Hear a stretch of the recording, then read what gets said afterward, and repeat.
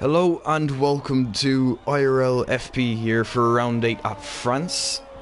Of course, yesterday we had quite an interesting race. It was a little rain, I'm pretty sure. Well, maybe I'm remembering F2. But regardless though, here at France, many overtaking opportunities. And today, I am not here on my own. I actually have Ollie Flavel in the comms booth, who would usually be racing, but his wheel's a bit broken. So he asked who comes, and here we are. So hello, Ollie. Hello everyone. Yeah, a bit unfortunate what happened to my wheel, so hopefully could be back in by next week. But might be here for Brazil, of course. But we're down here in the south of France at the Circuit de Pau, and we're already a couple of minutes into the session, and we've already seen some drivers start to finish a lap. As you can see, Tom Jordan McLaren, he's doing quite quick lap times at the minute. As he just watching him at the moment, he goes a little bit deep into the second to last corner, but he's got a lot of pace on him as well today. But we need to be keeping our eye out on the people like Cameron, Tomato in the Renault, Lord in the Racing Point, as well as Mighty Quick. And of course, you've got the championship leader, CIG Blizzard, in the Alfa Romeo in the slowest car this week, which of course hasn't got the best traits for this track. Of course, it hasn't got the strongest front end, and of course, it's quite a difficult track to use, especially with the Ferrari-powered engine in the back of the car. Not the quickest down the straight. As you see, Tom Jules set a 29.2 for his banker lap. And we've got CIG Blizzard coming over the line, and we'll see what lap time he sets. So he set... Oh no, it's just... Oh no, it's a bit late. 29.2 puts him third fastest in the slowest car. You've got to say that he's doing an absolute shift this season with the amount of wins that he's got so far. And he's just been ultra mega consistent really in general. But what can his title rival Lewis Curtis do? He hasn't really had the best of season so far. Yes, he is second, but you would like him to be a little bit closer considering he's Matthew's only rival really, even though he's absolutely miles away in the standings. But he's starting his outlap now, and we'll see what strategy he does this weekend. But I imagine most people will be doing soft hards. You may see the odd person go for soft medium strategy, but these softs can wear really heavily around this track, and they can begin to overheat towards the end of the race. Yeah, as I've just done the tweet, so I can kind of pitch in as well, because you did quite a bit there, Ollie. So I mean, fair play going that long. Didn't actually stop, so. I just picked up Rocco Walsh. Of course, he's in the Haas. Haas, not a great car. I'm not sure if it's either third worst or the worst. It's usually in the bottom two at least. Okay, yeah, second worst. So Williams is third worst. Rocco Walsh obviously not in the best machinery. Of course, if you're in an Alfa Romeo, Haas or Williams, it's usually not too good of a time. And well, he's actually going to be going into the pits. He didn't actually set a lap, and he's going to be finishing up the other Haas, Nino Romanello, who actually won last week in Austria. Of course, that's going to demote you a few cars. Certainly, I don't think he's going to be having as much fun in the Haas as he comes through the flat right-hander, as he's just starting Sector 3. Is now this corner very tricky, especially if you're running no ABS, which quite a good few of this grid does run no ABS. I think it's a fair majority. So as he comes through, actually quite a few corners a little tricky as he approaches the penultimate and final corner. A little bit of a lockup maybe. It looked like he went a little deep there, so I think it is a genuine lockup, as no, it doesn't look like anyone improved there. It looked like someone did, but he's going to come across the line and he's going to do a 29.7 and put himself 7th. I think there's a bit of a glitch there, a bit delayed there. Okay, maybe that was it then, or maybe someone like went into the pit and it changed from like nothing to pit. I'm not completely sure, but I had the same thing as well. It was a bit of a glitch, I think, there. But you see, most of the drivers are heading in the pits to change the tyres and come out again. I just seen a car, and I believe that may be no, it was Bavesia, cut the track of the chicane on his in lap. I don't think that's legal, Kevin, but he has still got his front wing and just straight line the chicane, so I don't know if that's something the stewards need to be looking into. But I imagine he'll be going if you're straight, you mean the back straight chicane? Yeah. Yeah, if you're straight lining that and you're caught, that is kind of straight quali ban. That's pretty clear in the rules, so there's no really arguing against it. If someone were to report that, or even if you did, it wouldn't really matter. It is a quali ban, so yeah, really shouldn't be doing that. Sorry, who was? Lewis Lewis Curtis, Curtis, just yeah, I coming to the can final corner. go on board with him as he does exit the final corner up into third gear for a little bit extra traction. We'll see how well he can do in the Alfa Romeo, and it's going to be actually a 5th fastest, so quite a good lap considering that. Yeah, of course, 29.4, the quickest to 28.8. That is Joe Hollis in the Racing Point. You would be expecting him to be doing quite well in a car like that, as of course he's not too far off the top usually, so obviously an F1 driver, although it doesn't seem he can make all of the races. I'm sure Ollie experiences that firsthand being a teammate, but yeah, it's my teammate, and he hasn't particularly been shown up to a lot of races, and I've been left on my own for the rest of the season, so Lewis Waspin going a little wide. It looks like he lost the rear, had to cut the track a little bit there.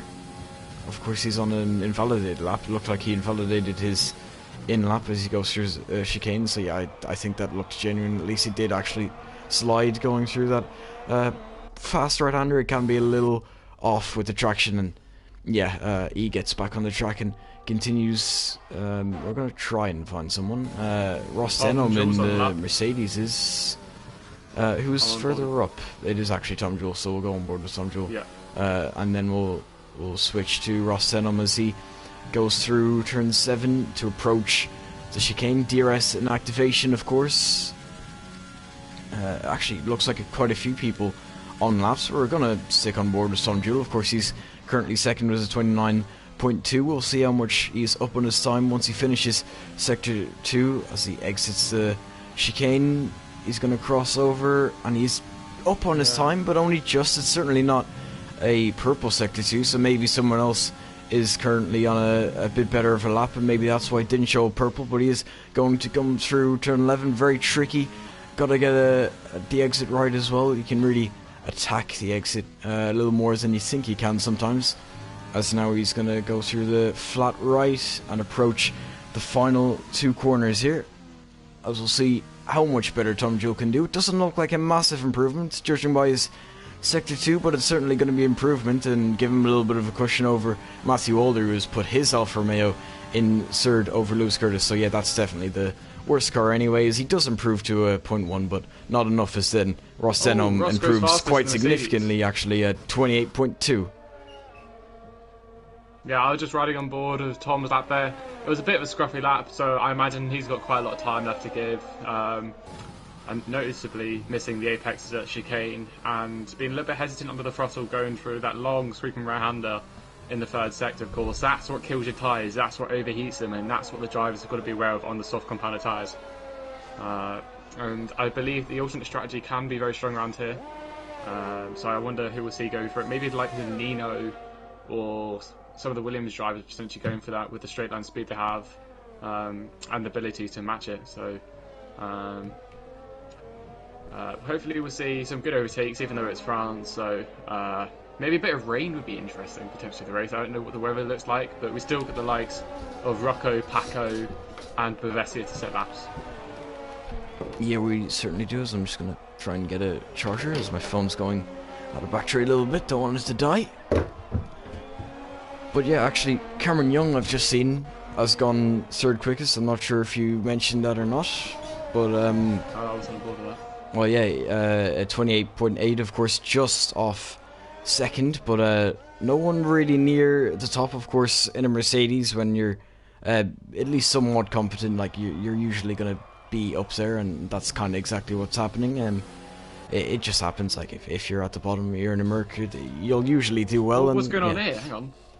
Paco and Joe Hollis are right next to each other on a lap, so it seems like Joe Hollis is caught right up to the back of Paco on their lap. So I imagine Joe Hollis is going to be losing a lot of lap time this time. Oh yeah, he certainly is actually. He's certainly going to get a little bit of slipstream as they approach the line. Is it going to be an improvement? No, of course it's not. Barely, yeah, only barely off his time as well. So it looks like if maybe he wasn't blocked by Paco, or maybe he wasn't blocked, I'm not sure how bad it was. I wasn't on board, but it seems like he certainly lost time and could have at least been closer to pole. With the lap he said as he goes off. Wait, Paco's also on a lap. Okay, that's interesting. They were both on laps. It just looked like Joe Hollis was a bit quicker. Maybe he mistimed the start of his lap. Obviously, Paco's lap wasn't all too slow, but... Yeah, I said Paco was on an out lap for me. He was on a lap for me, and now it says it still says 0 laps on those tyres. So I don't know what's going on here. So either Paco's ended up blocking Joe Hollis, or well, I mean, laps. still though, a 29.2 looks like a pretty normal time looking at everyone else's. So Yeah.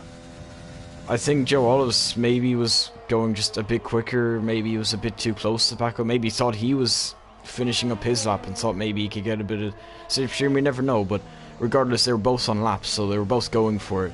So I doubt that there was any like intention of Paco's there. As I'm sure he's going to be going into the pit lane now, as he goes very off, misjudging the pit entry there, which is very easy to do. Lewis Curtis is going to be going to the pit lane as well, so he's not finished for today. But okay, surely that's not legal. So he's just gone and used the whole of the outside of the track. So going through, so after that long sweeping right-hander, he's gone wide and cut the whole of the inside of the corner. And it's gone 14th fastest of that lap. But I'm not sure why his lap wasn't invalidated, and now he's cutting whole of turn 1 again. Oh dear. Some people need to read the rules. Like, I mean, we saw this already happen, and there was someone else who did it earlier on in the session. To be fair, like, I mean, I would be up for reporting these, because like, it's just common sense. Like, read the rules. It's clear as day you'll get a quali ban if you do it, but we're gonna try and ignore it anyway. Let's see if he cuts the chicane again. That'd be quite interesting to see. But he was the person that did it before. Yeah. Is he gonna do it? Oh yeah, he's cutting it. Yeah, he is. People need to read the rules. But yeah, I think that's all we need to say about it. Like, if you see it happen again, then just I guess send it in, because like they deserve it. Like, it's just so clear. Like, there's no arguing with it. It's a quali ban. But yeah, Laurie is, as we were watching someone cut a bit of the track. It looks like Laurie was able to put it in P2 with a 28.4, not too far off pole, challenging a little bit more to Ross Denholm's lap. Of course, he's on an outlap. A few people on outlaps at the moment. They're still able to go on an lap, so Tim Bristain's actually on a lap, if you want to take him on it. Yeah. So, as we see him coming, leading the chicane, using all his ERS just to power down towards this long sweeping hand up. We may see a couple of drivers fighting into this corner, going side by side, of course. You've got to be very respectful, and you've got to be very brave, of course. Braking just after the 15-metre board down into this long sweeping right-hander, which I mentioned before. We may see a couple of overtakes here as well. A little bit hesitant on the throttle, going up to 5th gear through that corner. Not using all the track on the outside, but keeping it nice and tight to the apex, not extending over to the right. Carrying all the speed round. Let's see if he matches his braking point. Keeping it nice and tight, hopefully, for the last corner. Down to 2nd gear, and up through the gears now. He's used all his ERS, he hasn't saved any at all throughout the whole lap. And let's see where he puts up McLaren. He puts it 11th fastest, so he's nicely positioned himself to have fresh tyres for the race. A tiny improvement there. I saw he improved by about half a tenth, but nowhere near enough to put him higher up the grid. So he's going to stay 11th. Not a bad position to be starting though. Got a free choice of tyres. You were saying earlier, the free choice of tyre can be quite good, as I think it is Ross Denholm, I think, leading the train of people setting laps. I think most of the people are, unless that's Matthew Older. Matching his first sector. Okay, that's not Matthew Older. Yes, we'll go with Ross anyway. It looks like he's more or less at the front of the train of cars. As he said, he's pretty much matching his first sector, currently on a 28.8 as he goes through the back straight chicane, if you want to put it like that. That's turns 8 and 9. That little kink to the left isn't a turn 10 is there. He's up by a tenth, so it's maybe looking at getting into the 27s. We'll see, of course, at the end of this lap. He still has another tenth or two to go in the final sector as he goes through the kind of sweeping right-hander of turn 11, and then another really open-ended turn 12 as we go through the flat 13 and penultimate corner into the final corner. We'd need to carry the speed, and then it's a sudden braking as you need to take it quite slow. A little bit of a a little bit different, like very different corners to be right side by side each other, but he is going to be improving, not a 27, so it's a 28 flat, so he's finished for the day. Looks like Lordy is apparently finished as well. He hasn't validated his lap. Joe Hollis is off. It looks like he's finished for the day as well. Tom Jewell seemingly finishing up. He's on a 0.7. He's not able to take pole position. Cameron Young do anything about it, though. He's in the Renault. He's always a quick driver as he's going to be coming through the final few corners now. We'll see how much... Goes fifth fastest. Yeah, Paco does indeed, is a 28.8. What can Cameron Young do as he is going to be crossing the line now? He's going to be able to put it in P2 only just by 8 thousandths of a second over Lordy, but he's not able to put it on pole position. Of course, 4/10 short of achieving that. 13th fastest with 29.6 and a half. What can Mr. Romanina do? Let's see what he does. He's coming up to the line. Of course, he's doing all his ZRS nice and early. Crosses the line, he sets a 29.5, puts him 13th fastest ahead of his Haas teammate. Yeah, and also Jared Fosbury improving a little. Lewis outside of the top 10. He probably wouldn't want to finish that lap if I was Lewis. Yeah, I don't really see why you would want to finish a lap either. He's not going to finish a lap. There you go. He'll take that P11 as he's not going to be improving. There you go. He's finished up. So yeah, he'll take it. He'll take a P11. Maybe he wasn't expecting a P11, but it's what he gets. And yeah, a perfect starting position to be on the alternate strategy. Certainly going to be helping out. Of course, he's in the slowest car on the grid, so got to do everything in your power to improve your chances. It is going to be Ross Denham who takes pole position over Cameron Young. Why did I forget that? 4/10 off, and then Lordy, of course, also 4/10, almost identical lap times from second and third. Tom Jewell in fourth, Joe Hollis fifth, Paco in sixth, Sondre seventh, Jared Fosbury and Ace, two Ferraris, locking out the fourth row of the grid. Matthew Alder in ninth, followed by Thomas MacGyver in 10th, and we'll try and go down. It's Lewis Marcel, Tim Nino, Rocco Lewis, Vezier and Adrian Villarreal. Everyone actually setting times. Certainly the guys at the back, I think, maybe not getting clean laps in. Now the real question is, will we see any weather affecting this race, or will it be all dry throughout? Looks a little bit cloudy. No rain though. Yeah, and if there is going to be rain, I think it would be maybe mid to late race, because of course it didn't look like... Oh jeez, why am I forgetting names, man? I've just seen him put in the chat that Ross has taken his first point of the season by taking pole, so congrats to him. Well, I'm sure Tim will be happy with that. I assume it was Tim who put it in. Yep.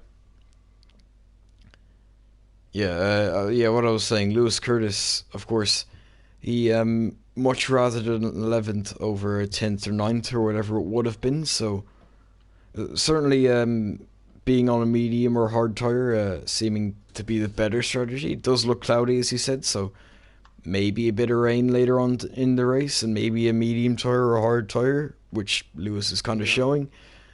We've got might bring you a little and Lewis more. Weissman on hards though, as well as Sassy Pickle, who's just changed, and all the other runners are on the mediums, so we'll be seeing them go longer, maybe see them do a hard soft strategy, or potentially a hard medium strategy.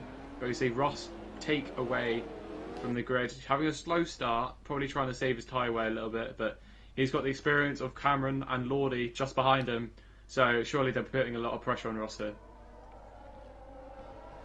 Yeah, surely he's of course going to be able to relax at least for one lap of this race. Of course, it's the formation lap, which the game always messes up, and then it'll say we're on lap 2 in lap 1 and lap 3, lap 2, until it sorts itself out whenever it feels like, because this game is just amazing, and finished builds when we buy it, but we won't talk anymore about that. It should be lap 0, but it just doesn't work. Yeah. It says lap 0 for me. Yeah, when we finish it'll update to lap 2, so the game basically will say it's lap 0 and then update and think it completed a lap, and then it'll say lap 2 and it's lap 1, and it'll fix by lap 3 or 4 or whatever it feels like. I think that's how it works, but yeah.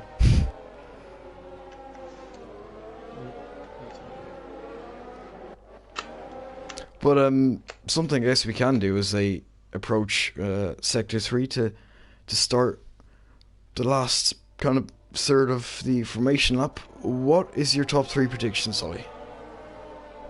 I'm going to go with a Cameron win, a Lordy second, and a...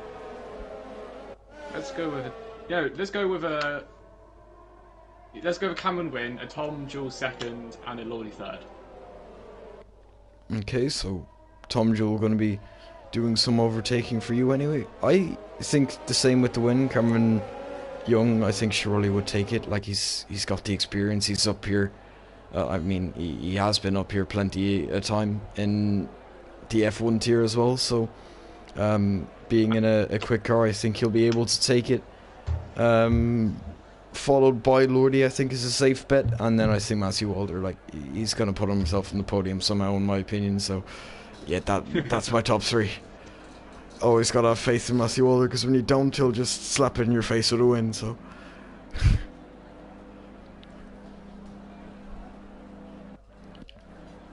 Let's just need this to update.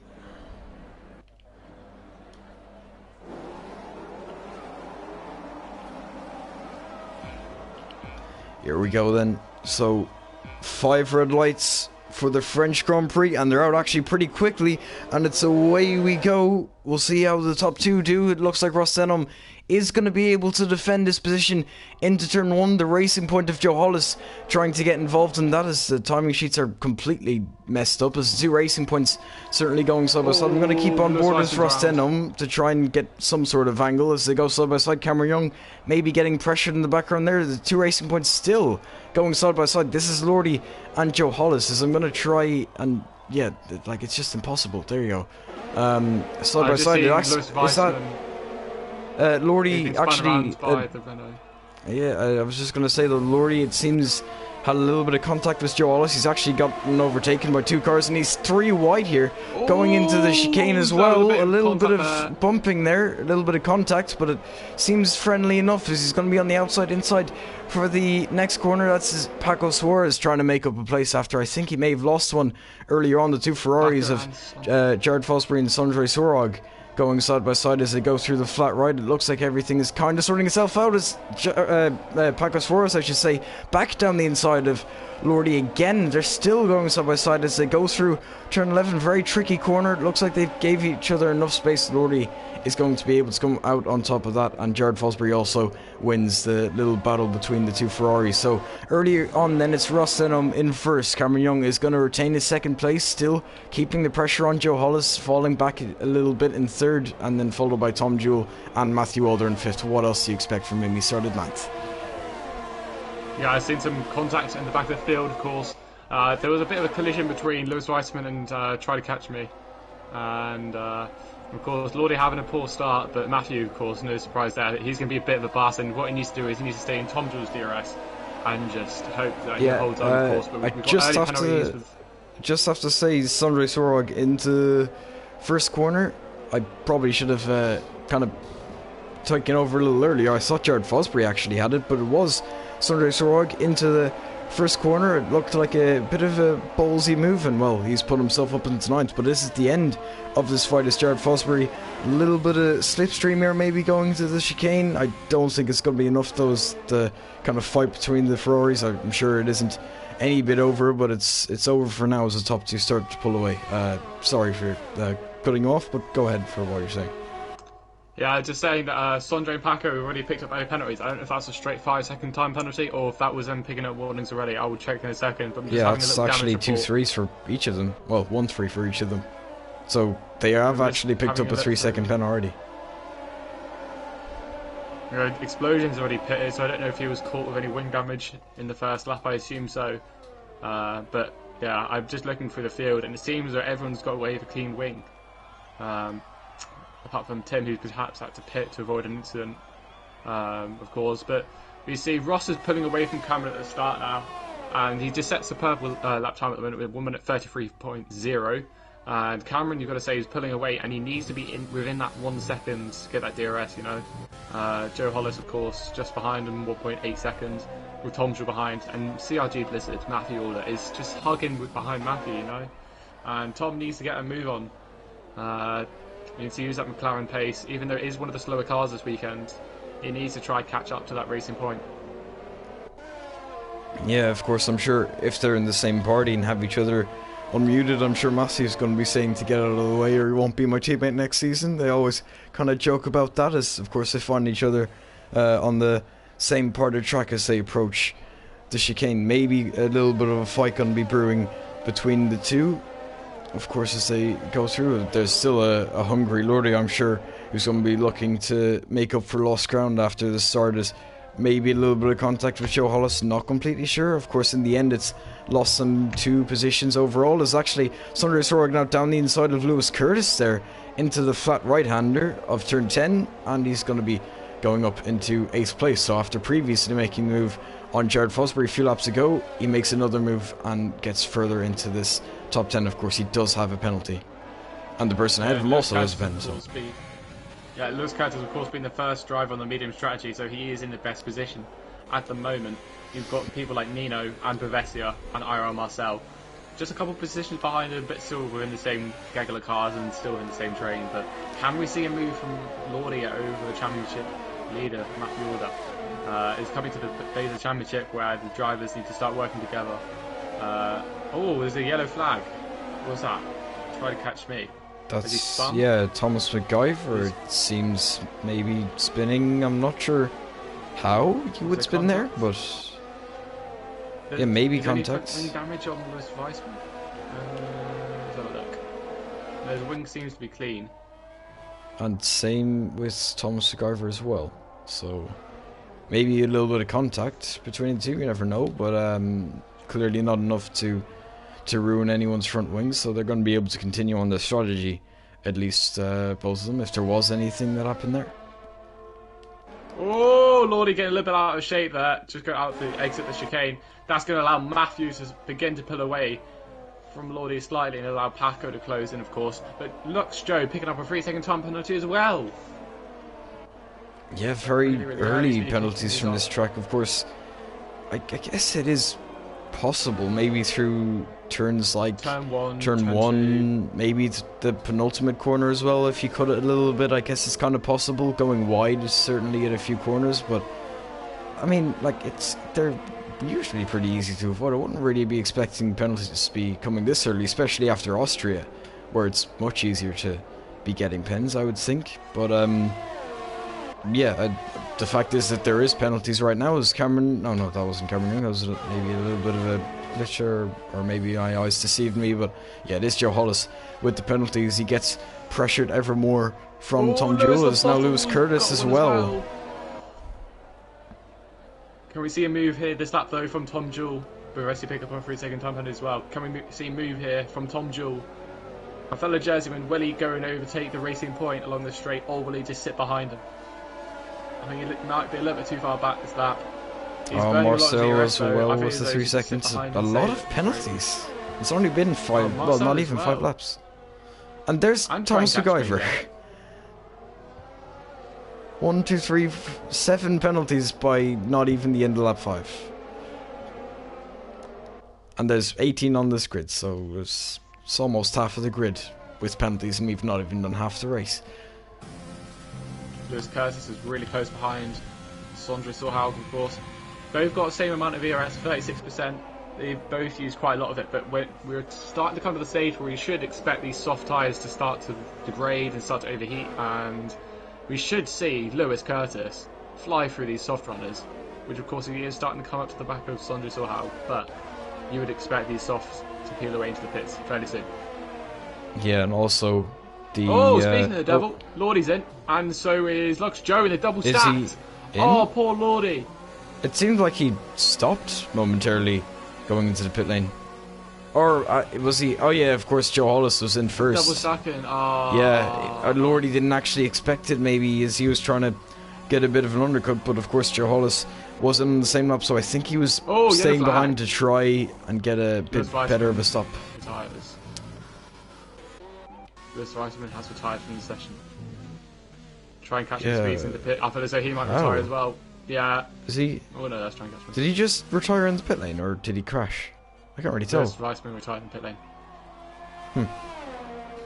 Well, I guess he was a little bit off the grid, but... Curtis go for a move with Sondre Sorhaug here. Potentially. He's not using his ERS. Sondre is though to protect his position. Oh, and just up ahead as well, there's Matthew Walder right on the back of Tom Jewell. Will go on board with this fight to see if anything can happen, as Matthew Walder is closing as they approach turn 10. It looks like he is trying to set up a move, as he is going to be on the inside for turn 11, side by side between the two. It looks like Matthew, you would expect to have this, as he's on the inside. It's the more preferred line. Can Tom Jewell come back at him? I don't think so, as Matthew Walder is going to be up into third place. It's not a net third place, of course. I think it was Joe Hollis who was ahead of these guys beforehand, but of course Matthew Walder has put himself in the P3. Maybe. Oh, actually both of them are in as well. Both of them clean to the pit lane. No one cutting the line, of course. Wasn't on board with Ross, but Ross may get held in the pit lane here. Ooh, no, he's not. It was close. Matthew is. Oh, he is held. He is held. This is really good for Cameron. This will surely bring him back into the DRS range, but what will happen in the pit stop battle between Tom Jewell and Matthew Walder? Yeah, and it's actually, well, you were talking about Lewis Curtis maybe making a move on Sondre Sorhaug. It looks like he's certainly going for it, as these softs very much going off right now, as he does get a little bit of contact, puts Sondre Sorhaug a little bit out of sorts, going through what is turn 4, I think it is, as they're going to be approaching Paco Suarez as well. They're going to be all trying to make moves as Sondre Sorhaug closes up. Nito's getting past Jared nice and easy. Yeah, down the inside for him, and it looks like a pretty slam dunk. Of course, that's mediums versus softs. These softs very much Phoenix gone off now. Ooh, nice move there from Rocco. Nice and easy down the straight. There's Curtis getting past Sondre Sorhaug now. As there was a few moves going on there. Of course, Sondre Sorhaug has finally been passed. Maybe it was a move that Lewis would have wanted to do a little earlier, as he closes up to the back of Paco Suarez, but I think he's going to have to stay behind now until Paco Suarez goes into pits. If he doesn't, then surely go ahead, make it in turn 1, but I don't think anyone's going to be going past lap 7. It's very... Cameron's in the pit lane. Yeah, in goes Paco Suarez as well, and Sondre Sorhaug. So it's going to be basically between Cameron Young and Ross Denham. Of course, Ross Denham did pit a lap before. He's on the hard tyre. On go the hard tyres for Cameron Young now. As we see Ross Denham, he's going through the penultimate and final corner now. Of course, Cameron Young is going to be exiting the pit lane. In the background there, that is Sondre Sorhaug. Of course, Jared Fosbury, the last one to pit. He's kind of forced to stay out so he doesn't double stack, as there goes Ross Denham. So he wasn't able to jump him, as he might be jumped by Joe Hollis as well. No, he's going to be able to just get out ahead. Oh, contact there. There's a bit of a break there, mid-corner there from Cameron. But Joe Hollis, of course, is on the mediums. I wonder why. I don't think those mediums will get to the end from where he is at the moment. Yeah, I don't think so either. It seems a little bit of a stretch, as Joe Hollis also gets a second, or I think it's a second 3-second penalty, so 6 seconds overall in this race. Not too good for him, especially it's only lap 8, but it was also only lap 5 earlier, so maybe a little more like justified, like in terms of the driver, but really people shouldn't be getting like this many pens. Like, there is so many, but yeah, as they go through the chicane, Joe Hollis might be trying to make a move. Of course, those hards are going to be pretty cold right now, so it might allow Joe Hollis to be able to close up and maybe make this move a little earlier, a little easier. Of course, in terms of pace, I'm fairly sure the Racing Point should be quicker than the Renault, but the Renault, I'm told at least, is pretty good in the straight, so I guess it's kind of like a balancing act, but the Racing Point should be better, at least as he's going to be closing up, approaching the final few corners, as Jared Fosbury finally does get to pit. Of course, he was fighting with Sondre Sorhaug, so he should be coming out around 14th place. If he's ahead of Sondre or not, I guess we will see, as he's going to be approaching the exit of the pit lane soon. Sondre Sorhaug is going to be going across the finish line in a few moments as well. We'll go on board with this, as he is going to be going out, as there goes Sondre Sorhaug, so he's not going to be able to jump him. And also Lordy goes through as well, as he did a little bit of an undercut there. Doesn't look like he did anything significant, as he's still behind Sunray Sorag, but yeah, also a bit older car is not going to be helping him out for the remainder of this race.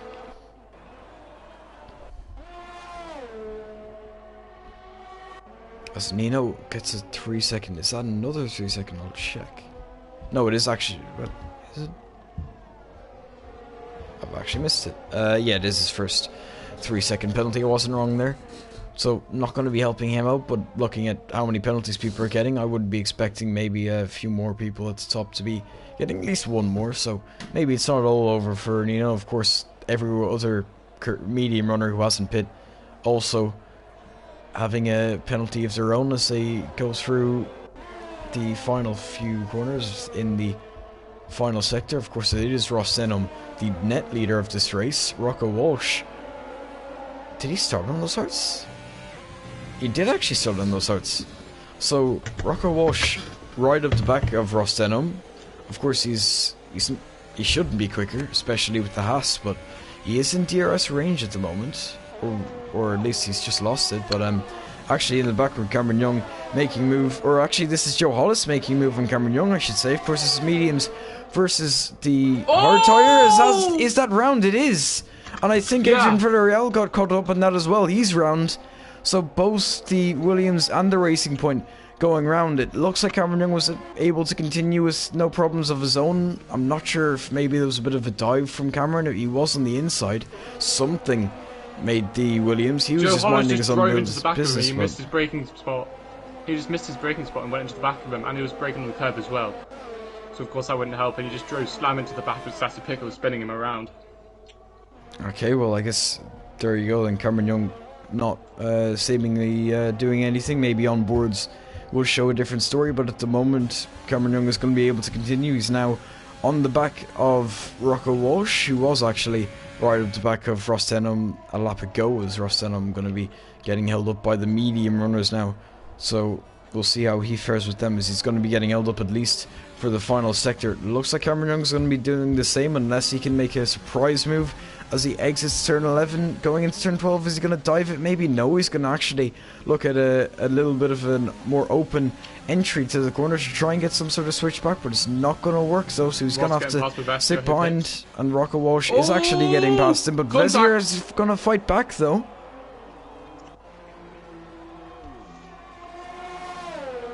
Side going down the pit straight. Will Vezier send it down the inside? No, I think you better think less of it and just sit behind the Mercedes car. And there goes Cameron Young in the background as well. He's going to make a pretty easy move on the inside. Didn't have to outbrake him or anything. He had the move done just before the corner, so no issues for him. Of course, Ross Denham getting held up a little bit more than Cameron Young did, as Cameron Young can maybe see the back of that Mercedes a little more clearer now as they approach the back straight. Doesn't look like he's going to be able to make a move too soon, but maybe next lap or the lap after for sure. For Cameron Young, it's just all about how much Ross Denham can gap this AlphaTauri now. As you can see in the background there, Cameron Young not too far off at all. There's about 2.5, 3 seconds between the two. Of course, neither of them with penalties at the moment, as has actually one of them pit. Lewis Curtis has actually pitted. I missed that. But into the pits for Lewis Curtis. Nino Romanello is going to take the lead of this race as results. Or he's ended up spinning. No, he spun out the pit lane, I think, and yeah, a bit of a shame for him. Yeah, I was actually trying to look for him. I thought, like, if something happened, he'd at least be somewhat up, but at 17th place, it's last, so not doing the best right now. The grid isn't too far away. If there's a safety car, for sure, it shouldn't be too bad, as the medium runners, or the rest of the medium runners, now in, except for Sylvain Vezier. He's going to be staying out, which may cause a few issues for Cameron, depending on how long he decides to stay out. Of course, the gap between them at the moment is 2 seconds roughly, 1.5 now. 1.5. As he closes up, going through the first sector, the second sector line, quite a ways away from here. As he finishes it. I quite. actually mixed that up a little bit, but yeah.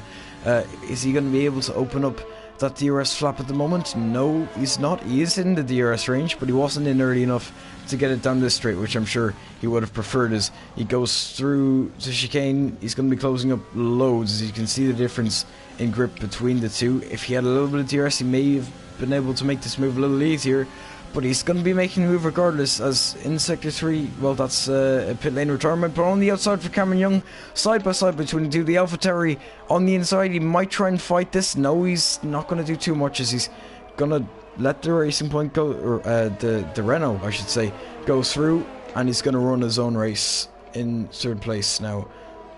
Just behind him, it is Rocco Walsh on the hards. He's going to be going a little deeper into this race, putting on the mediums in the end for sure. Versus gone off and he's missed the pit lane. The Versus completely and utterly missed the pit lane there. It is one of the more tricky ones, of course. We saw in quality people going a little wide. It is one you kind of need to do a few times to get used to, at least, over some other pit entries that are maybe a little more simpler. But 3 seconds now, 3.5 actually, between the top. Is it 4 seconds? It seemed to be dropping quite quickly, but I don't think anything has happened to Cameron, as Cameron still has his wing intact. So he should be able to start making gains now on Ross Denham, who he has been following pretty much this entire race.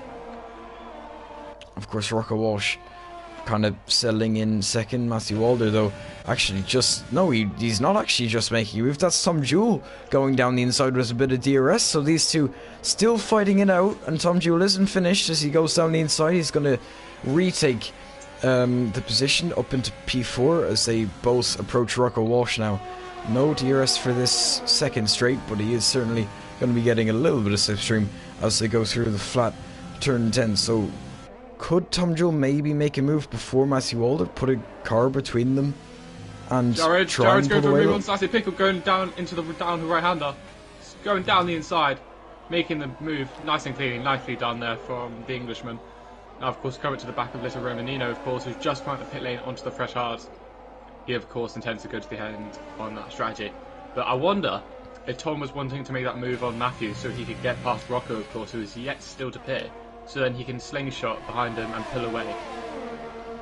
Yeah, that's certainly something to think about, as now both of them kind of going to be caught behind, as we're going to go on kind of a rear end view from Rocco Walsh's car, as we can see a nice shot from his rear wing, as Tom Jewell is going to be closing up. It looked like he was using a little bit of overtake to try and make this move, but he wasn't able to, as both of them slot in. Tom Jewell and Matthew Walder really close to the back of the SAS now as they approach the first back straight, as there is kind of two, I guess you could say, is now Tom Jewell going to be on the back of him.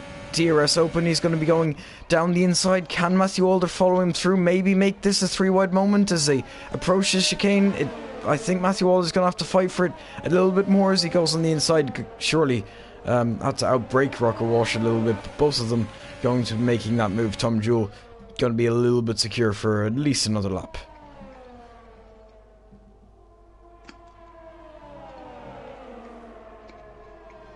Jarvis now going for a move on this Romanino. He's going to try to do the same thing he did last lap, but on Sassy Pickle.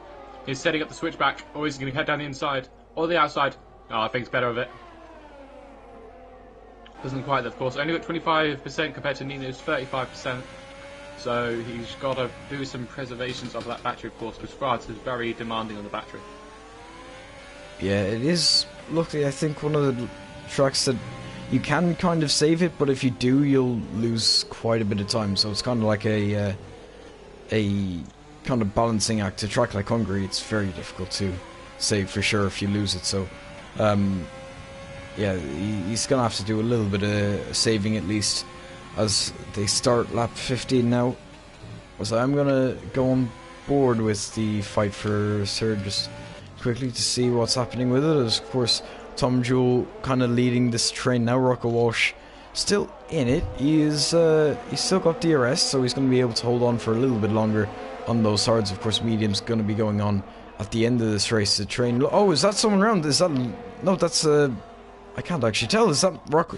No, it's Cameron Young. Cameron Young was off. And he's down to 9th. Going out of turn 7, something happened. Going over the curb. Yes, seemingly. Looking onto the straight, I think he spun over there. Now, of course, he's put his P2 in jeopardy. Now he's got to make a really strong recovery drive. And, of course, Cameron Young has mentioned to me that he has really been struggling with stopping the car from spinning, of course, since moving to wheel. So, I wonder if we're seeing a lack of consistency here. But he's got a good recovery drive coming ahead. He's got no penalties, which is Lewis ahead of him, just get quite a bit of oversteer there. But he's got 4 drivers ahead of him now without a penalty. So he should be at least on for a P5, but he'll be wanting a P4, maybe his podium back. Yeah, I think so. As Rocco Walsh finally pits for his one and only stop, presumably going to be going on to the mediums. The softs really won't be going that length, at least not without a puncture kind of a threat, I guess you could say. But I think you're right though.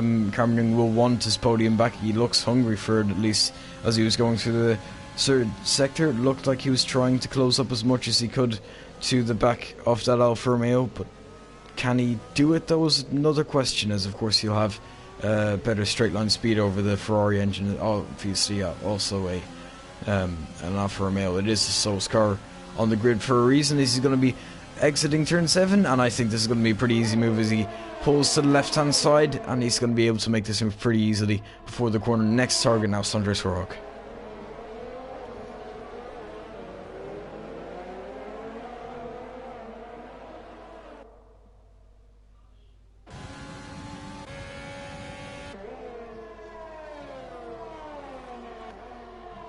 As well, actually, he's going to be making the move maybe a little sooner than maybe he thought, as he's going to be on the inside for turn 11, and he's going to be getting up into P6 now. So in 2 straights, pretty much, he's made 2 positions. He's back up into the top 6 at least, and he's, you know, on pens at least he's going to be P4. Is that actually right? Did I get that right? Or no, actually, I had Cameron Young in second. I wasn't sure. Warnings, by the way. I was just gonna say, yeah, I thought my top 3 was right, but Bavesi had a crash. He has where? Did he crashed at the chicane? Yeah, I can't see his car anymore on the track map, so I assume, yeah, there you go. So he crashed at the exit, presumably, maybe on the left-hand side with the barrier, and obviously... Oh, Cameron's round again! Cameron's round! Jeez, I can't even keep up with his car there, is he? Yeah, that's actually round pretty much at the same point of the track as well as he did only like 2 laps ago. Was actually down the inside there. Lewis Curtis on Sondre Sorog, and the 2 Ferrari-powered cars are going to switch positions. And of course 6 laps versus 9 laps as well. It seemed a kind of inevitable move in the end from Lewis Curtis, and yeah, he's going to make up a place, and now he's going to be the one chasing down Paco Suarez. It was Cameron Young, but of course Cameron Young has spun again, so... Yeah, I don't know if he's having issue with his setup then, or just the fact that he doesn't have enough confidence in the Renault's rear end, of course. But it may be worth going through, having a little check at people's warnings, you know, to see how people are doing, and just go having a little update. So I'm going to go have a look through Ross's warnings, of course. He's got 1 warning, so he's doing quite well. Tom Joe, of course, absolutely 0 warnings, is what we like to see. Matthew on 2 warnings, of course. Getting nearer to that penalty may cost him near the end of the race. Lordy, of course, has got a penalty, as well as Paco and Lewis and Sondre and Cameron now, of course, picking up that 3-second time penalty. Gerald, of course, being clean, and he's not too far behind Cameron, but of course he's in a slower car, so he may not end up picking up some extra points from it. Nino just on the scruff of his gearbox with the course of a penalty, so that may be affecting him towards the end of the race. But if there was a safety car towards the end of the race, you would see like big games from the likes of Black Phoenix, Neon, Matthew, Tom Drew, and Ross, you'd have to say. Yeah, that is certainly a good point. Right now, of course, Ross Denham, looks like his lead is pretty intact. Of course, it was under threat by Cameron Young. He obviously had a few issues with his setup or something, and he's going around. Tom Jewell very much under pressure though by Matthew Alder. These two have actually been fighting for a good portion of the race as they go through turn 11. Lordy not too far behind either, but he does have a pen. Paco Suarez a little bit off, kind of in a kind of comfortable P5 anyway, you could say. No one too close to the back of him, or he's not too close to anyone ahead of him either. He's kind of settling into a P5, I think would be fair to say. Is actually down the inside. Lordy on Matthew Alder there. He tried it in the final corner. Doesn't look like he was able to make it work, as he's got very little ERS to use. Matthew Alder has got plenty more. He's got about 60% compared to Lordy's like 10 to 20. So yeah, it looks like Lordy did use a little bit of ERS to try and make a move on Matthew Alder, but didn't work. And obviously he's going to have to stick behind for a little bit longer as Jared Fosbury gets another 3-second penalty. Or actually no, it's not another, that was his first one. Yeah, it was his first one. But will we see Matthew want to go for a move on Tom Jewell? Of course, we've both got around 70% of ERS. Matthew is burning it just to try and stay ahead, and Lordy's only got 5% worth of battery on my screen. Matthew's going to go for a move on Tom potentially. No, he's going to choose to think better of it. May get a better run and just use Tom as a little barricade between him and Lordy, of course, who is in the racing point, which is is a far more superior car. Matthew's burning his ERS, going down the straight. Is Tom using it to defend? Yes, he is. Surely Matthew's got to stop using it. Oh, little slidey moment now on my screen for Matthew. Well, Lewis Curtis is actually under pressure, and Sunrise Roig ahead of Lewis Curtis now in the flat turn 10. Of course, the 3 ahead of, well, not the 3 ahead, but 2nd through 4th not making moves on each other. But Sunrise Roig back ahead of the Alfa Romeo. The Alfa Romeo obviously made a move a few laps ago, and it's kind of switched back, so maybe a little bit of a fight going to be going on between them to the end of this race. Of course, Lewis certainly with the better tyres, the quicker driver, but slower car, so there might be a little bit of back and forth now. Of course, another quick driver in an Alfa Romeo is Matthew Alder. He's falling behind Tom Jewell in the McLaren still. It looks like he's closing up a little bit more. Lordy is certainly not shy of making overtakes as they go through to approach the back straight here on lap 20. Of course, they've still got 7 more laps of racing, so plenty more of this to see, I'm sure. As he goes a little bit wide, Lordy actually closing up a little bit on Matthew Alder. He might be making another move here. Of course, this is the Mercedes engine versus the Ferrari engine. They're going to be side by side, but there you go, ERS usage from Matthew Alder, and that's the difference. That's how much of a difference it can make. Lordy not able to make the move because he just doesn't have the ERS to compete with Matthew. Of course, Paco Suarez just picking up another penalty. That'll be 6 seconds onto his name. So, so I just saw how, just having a little moment there. I just caught that, a little bit of a bottle moment. And that's going to allow Lewis to catch up and give Paco that breathing room, of course. He's now got 6 seconds, I believe. It'd be 9 seconds. I'm not sure how much Lewis or Sondra have got. As Paco's being put under a little bit of pressure now from behind. Sondra with 6, and then Lewis and Cameron with 3. Just to put in there. You can change to penalties with detail if you don't know. To see like properly what it is. Oh yeah. Sorry, not used. Yeah, no, that's fine. I mean, if you don't commentate, like you probably wouldn't know. Like you can't be blamed for not knowing. But yeah, that is there. Of course, Matthew Alder and Tom Jewell will go back to the action then as they go through. I will actually go back to the Sunrise Road. Maybe a move happening in turn 1. No. Cameron! These 3. Try and catch him round. Pause the habit. I mean, he's in a Renault, so... I've seen that meme where it's like Bart Simpson and... I've seen it, yeah. Bart Simpson is like... and it's just like, yeah, it was one of those moments. Yeah. Pause the habit. Well, yeah, you can't be blamed, of course. They're both in a Renault, so look, it is justified to some degree. As Matthew Alder actually... You can see there now, he's actually used... Yeah.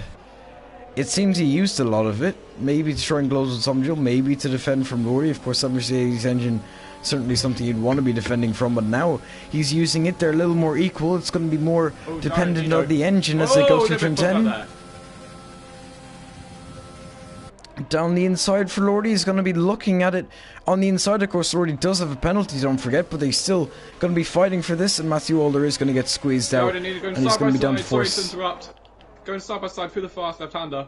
Side by side, again through the fast right-hander, sorry. Double mistake there. Jared's holding it, Nino is giving up a little bit. Surely we've got to come to conclusions here. Nino gives him loads of space, Jared goes deep. Nino slips himself up for a nice switchback and Jared holds on to the position. Yeah, but for how much longer though? Looks like Nino's maybe trying. It looks like he tried to get a wing on the inside of the Ferrari, but he wasn't able to get enough of it, or wasn't able to be committed enough to the movie. He certainly tried to spook Jared a little bit here, as he's going to be going down the start finish straight. He's going to be closing into turn 1. I don't think he's close enough though. He's going to have to stick behind for a little bit longer, but this fight certainly heating up between the two. This is of course for 9th place, so they're fighting for an extra point here.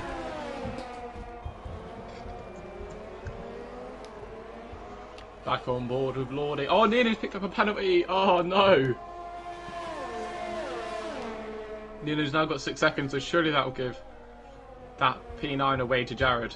And that's not looking good. Of course, Sondre's got 6 seconds. Oh, here comes well. Cameron Young. I didn't quite catch the overtake, but I saw the aftermath. Cameron Young up into 6th place again. Last time he was in 6th, he went round. Oh, wait, that's someone else. Oh, that's Thomas MacGyver. There's a little bit of damage as well. Buzz habit. Yeah, kind of a bit of a ghosting through moment there. As, yeah, Cameron Young is going to be able to push on and try and get this P5, which actually Pacosaurus has kind of dropped back into this fight now. Again. Oh, he's got a puncher. Oh, and got a puncher. Yeah, Jared Fosbury is actually going for a move on Nino Romanello, or actually being overtaken by Nino. Nino is going to be able to make this move for 9th place. This time he's going to be able to make it stick, and he's up into 9th place. Doesn't look like an 8th place is quite possible though. Front left. Be careful not to crash there, Tom. Careful. Oh, he's crashed it. He's in the wall. No, just skipped out.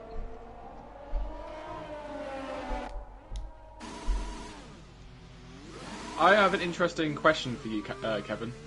Do you think we will see Lordy be able to pull away a 3-second gap on either Matthew or Tom? Why is he? Matthew, Tom. Why is Thomas MacGyver? I'm sorry, but why is Thomas MacGyver continued with this puncture? Why? Really? Because he was trying to get back to the pit lane. He had so many penalties. As we see, Lordy, is he going to go for the move? Is he going to send it down the inside? No. Thinks better of it. Oh, he's picked up another penalty. Yeah, as he goes very off the track, and it looks like he's going to be able to make this move as a result as well. A little unsportsmanlike there. I mean, that's why mainly he made the move. Maybe he could have made it later on, but he did it like that. It's not a fair way to do it. Cutting the corner, he'll still get a warning for it, I'm sure, but he is up into P2. He's got another penalty now to worry about, so Tom and Matthew will both be able to pick up this penalty this position I should say, pretty easily, as Ross down on 9 seconds in the lead in that Mercedes. Of course, pretty smooth sailing for Jared and Nino side by side again, Kevin. Yep, I've gone on board with it if you want to commentate over it. I just missed the start of what's happened here, but I think Nino was just making a move there on Jared. Jared's sticking to the inside slightly, with being in contact, nose kept nice and clean. Nino holds the inside line. Jared goes for a little bit of a switcheroo here, opening up DRS. He's got 10% less than Nino, but he's using all his battery, of course. They've got the same engine. A little bit of a drag race here, going down to turn 1. Hope we didn't have a repeat of earlier when Drew Hollis went into the back of Sassy Pickle. But no, it's nice and clean move there from Jared Fosbury. Cameron picks up another penalty. That's not going to be good news. Are we going to see Nino Romanello send it down the inside into turn 3? No, he thinks better of it. He's just going to sit behind, I think. Oh, a little bit of contact there. No damage. Flirting with the gearbox a little bit. Yeah, and while we were watching this fight, Cameron Young was able to pick up another place on Suarez. Of course, the penalties aren't going to be helping him out, but it is... Well, no, it won't be helping him out because everyone behind him has got 6 seconds. It's just to see how much... Okay, yeah, everyone actually Everyone's has... got 6 seconds. 6 seconds, so... yeah, he's not going to be able to gain, but 3 seconds ahead, unless he made an overtake, it wouldn't actually matter. So I guess he still is going to get this P5. So not too bad, actually. In his case, he's recovered a top 5 finish, as long as he doesn't spin again before the end of this race, of course. Oh, you've jinxed it, Or maybe I've jinxed the jinx. Oh, Matthew's got... Lordy's got a puncher, Lordy's got a puncher. And into the pits as well. Oh, poor Lordy, no! How many hang on, what lap did he pit? Tyre. He did 18 That's laps. 18 laps. Are Matthew and Tom going to make it to the end? Are any of these guys going to make it to the end? It's certainly something to think about as they go through to start lap 25 out of 27. Of course, 3 laps left, and we've seen someone get a puncture on just as old tyres. So it's certainly going to be interesting to see how much longer they can go on these tyres. Should they've maybe looked at a 2-stop? Is a 2-stop better around here? Probably not if your tyres go the distance, but if they don't, then a 2-stop is certainly a better strategy, to be honest. Lordy's been forced on it. He's now down into the, well, out of the points in 11th place. These two are going to be continuing fighting for a top 3 finish here. But it's really kind of what order between the two. Of course, neither of them with penalties. Lap? I think that was Thomas MacGyver who said it earlier. As Paco Suarez is around or something in the chicane, and he's lost a few positions. Who's round? Maybe, yeah, Paco Suarez. Maybe he went deep or something. Took the escape road and we got a lost free a few wide moment positions. coming up. Oh, Aaron Marcel. I think it was Marcel that went round.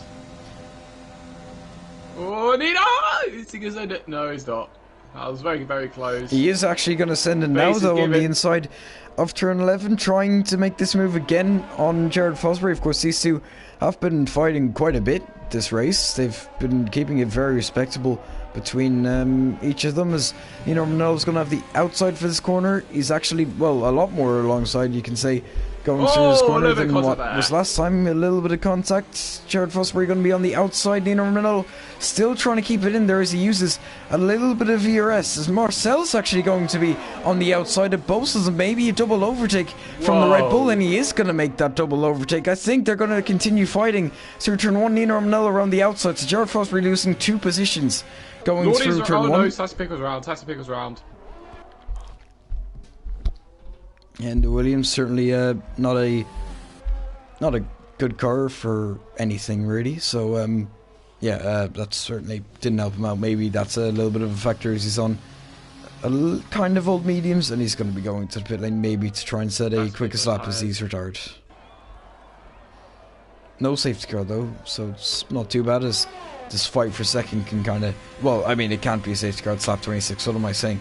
As they come through turn 11, the McLaren and the Alfa Romeo once again. Looks like Cameron Young's kind of closing up to this, but there's only a lap left, and of course with the pens it won't really matter. It'll be kind of too little too late. But I certainly wouldn't mind if some sort of scenario happened that Cameron grabs a P2 and Matthew stayed P3, because that would be my prediction correct. But I'd say your prediction is kind of more correct right now. Yeah, maybe. As Tom Joule is certainly under pressure, as Matthew Waller's going to be opening up the DRS once again. Matthew's got a lot of ERS. Tom's a sit and duck. He does. I can actually... Well, I'm going to quickly peek how much... Yeah, 11%. He's very much a sitting duck, as it's kind of delaying the inevitable here as Matthew Walder closes up going through these corners. Certainly maybe a bit of rich mix being used as well, as Lordy, of course, he said, gets past Marcel. But what about this podium now?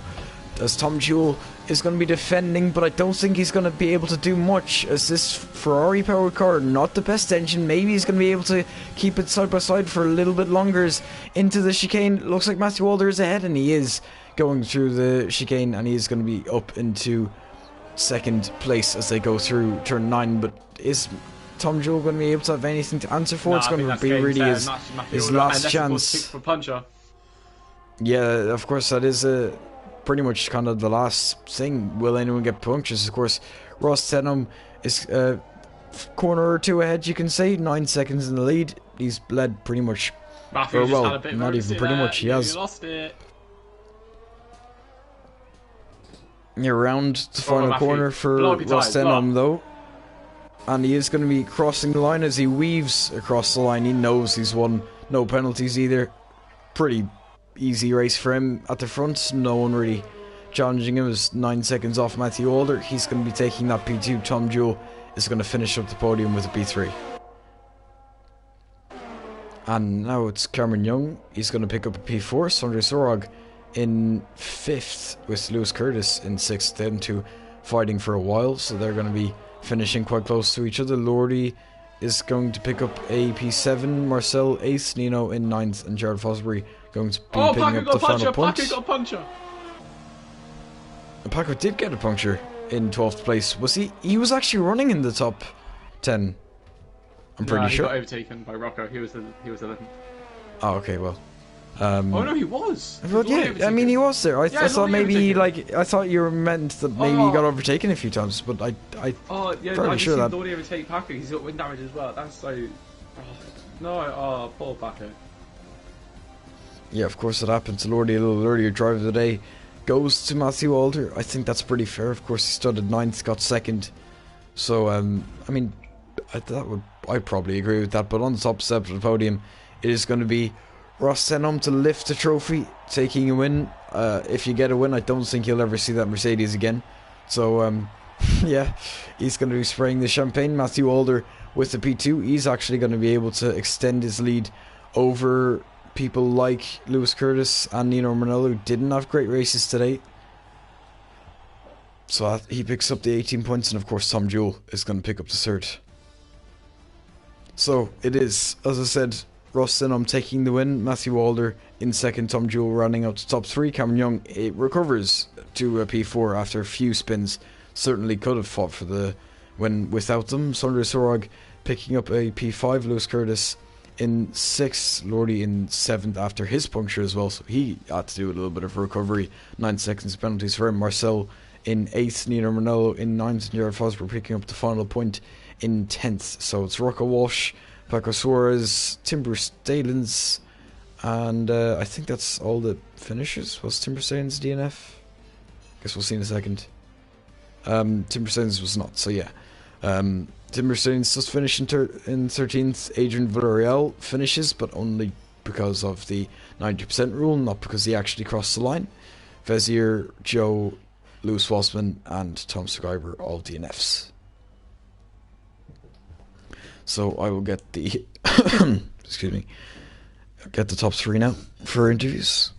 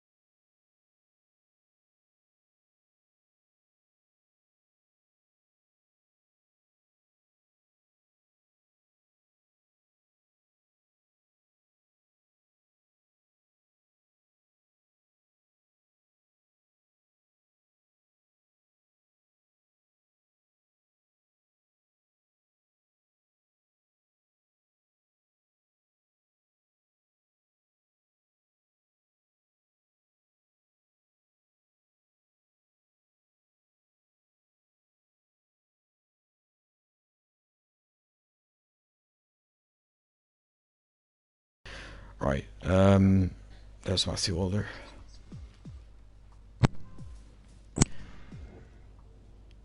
So it was, yeah. We'll start with, well, there you go. So yeah, we'll start with the winner then.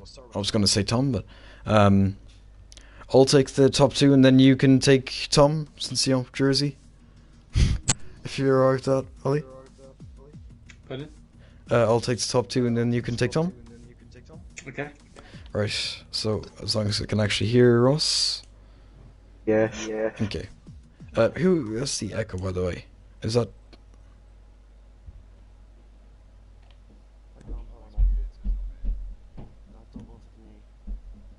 Wait.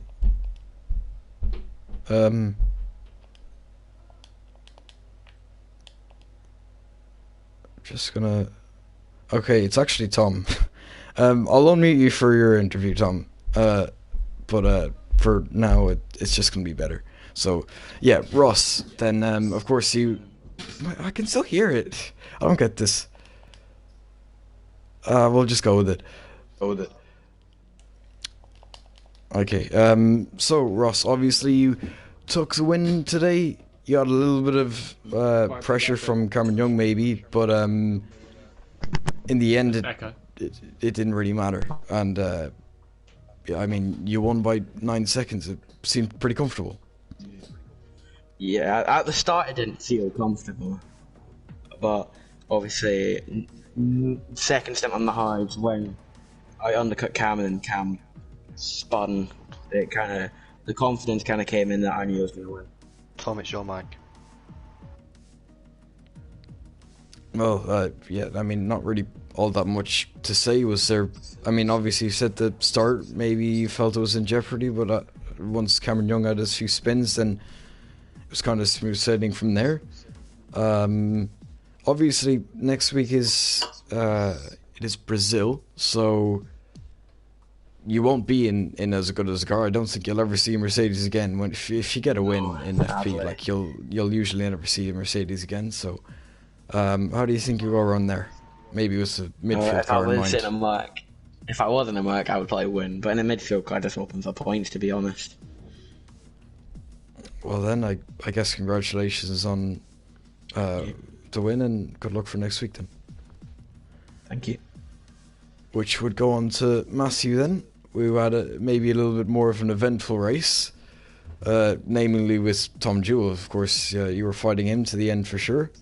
Well, yeah, I mean, you got a P2 in the end. You started 9th. You didn't have an alternate strategy, unfortunately. I guess a question would be, in the end, you were fighting with Tom. Were you worried about a puncture? No.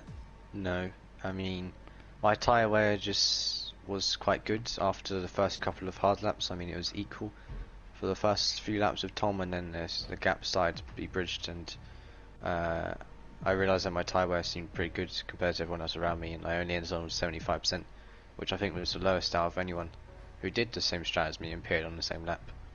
So I wasn't really worried about puncture, especially when I was on 74% going into the last sector, and that's not even the puncture range yet. It's 75 when the hards decided to puncture, so I wasn't worried about it at all. Okay, well, I guess in that front it was pretty okay. Obviously did have a fight with Tom, a little back and forth in different parts of the race. Were you confident in the end that you beat him? Of course, in the end you had way more ERS than him. Tom Jewell obviously used a little bit more than you did, of course, but yeah, were you confident that you get that P2 in the end, or did you think maybe it would be a bit more of a fight? Well, I thought he might have definitely. I thought he would have definitely fought me a bit more. I didn't think I would get the move done, just going down the straight. But I thought he had more ERS, and I guess he did. But I did see that he was burning it a bit on the lap before. I mean, I did use a bit of ERS myself, but that was only to scare him so that he would actually use it himself, so I could set him up later, so I would have a bigger ERS advantage, and it seemed to work because I was able to breeze past him anyway. Okay then. Of course, in terms of the championship, you're able to pull away from people behind you, so I guess that would be nice. What wouldn't be as nice is next week in Brazil you're gonna once again have the slowest car, but you've got a few podiums. You pick up another podium today. Do you think you can do similar things next week, or do you think you might be off the podium? I've never really liked Brazil, but just because I don't like a track doesn't mean that I'm still slow. Or I'm slower on there. So probably just aiming for a fourth, and if I get another podium, that would be nice. Obviously, I've had a couple of podiums in a row now, but I don't like to get my expectations up too high because I feel like I can make mistakes when I'm not getting those places. Well then, congratulations on the P2 and good luck for next week. Thank you. So we'll unmute Tom then. I'm not sure if there's still an echo. Hello. Well, yeah, this is your interview, Ollie, then. Of course, the jersey can take the jersey on the podium. I don't know if that's a good analogy, but go ahead, It's a little Ollie. bit of a Uno reverse card, you know. Tom's been interviewing me a lot recently, so maybe I get the chance to interview him, of course, but getting some good points today for Jersey Bulls Deep, haven't you, Tom? And, wait, up the ball! Up the Bulls. No, you did a really good job today, and of course, you were with Matthew pretty much the whole race, and I only think you left each other's DRS for like 1 or 2 laps in the whole race, but were you two planning on working together, or was it just the fact that you had equal pace throughout the whole race? Yeah, I mean, for the earlier stage of the race, after Matthew, when we started on the hards, we sort of worked together. I wasn't going to fight him too hard, I was just going to sit behind, and then he eventually let me through once I started pushing. But yeah, we were sort of working together most of the race, and then towards the end, Matthew, yeah, I was on party. I was telling him like I was saving my ERS, but really I was on nothing. And then yeah, he blitzed me on that final lap.